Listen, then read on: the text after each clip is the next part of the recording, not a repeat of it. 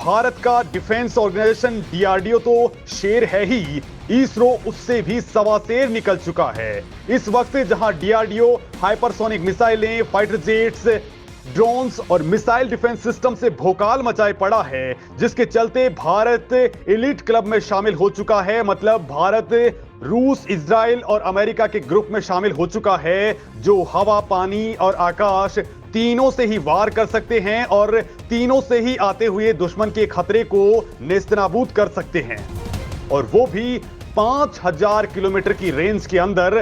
तो वहीं दोस्तों, हम 5वीं पीढ़ी के फाइटर जेट्स भी बनाने में लगे हैं। लेकिन दोस्तों, इसी दौरान भारत की स्पेस एजेंसी इसरो ने कुछ ऐसा कारनामा किया है, ऐसी तकनीक डेवलप कर डाली है जो सिर्फ और सिर्फ भारत के पास है।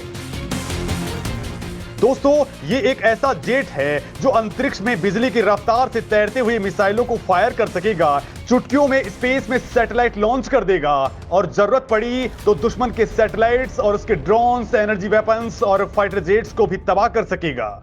ये ऐसी मिसाइलें फायर कर सकता है जिनकी रफ्तार आवाज से 10 गुना ज्यादा हो। जो दुनिया में सबसे फास्टेस्ट मिसाइलें हैं, वो भी ये अंतरिक्ष से धरती पर दाग सकेगा।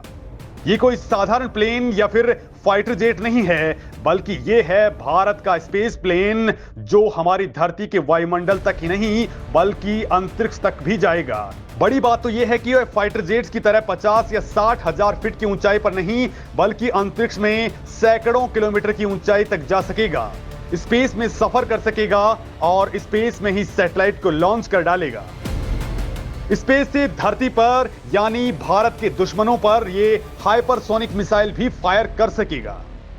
तो दोस्तों, आप भी जानना चाहेंगे कि आखिर भारत ने ऐसा क्या कुछ कर डाला है।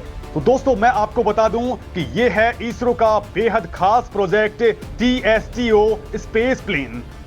TSTO यानी two stage to orbit space plane. आप इसे जासूसी या हमला भी करवा सकते हैं या दुश्मन के सैटेलाइट उड़ा सकते हैं।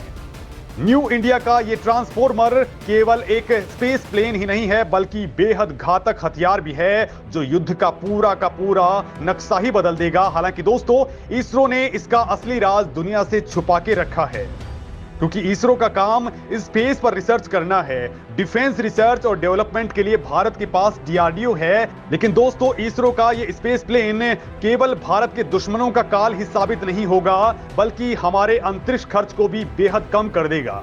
दोस्तों, ये एक ऐसा पावरफुल और एडवांस प्लेन है जो न केवल अर्थ एटमॉस्फेयर में गोते लगाएगा, बल्कि ये स्पेस में कई दिन रह करके फिर से अर्थ एटमॉस्फेयर में री एंट्री मार लेगा।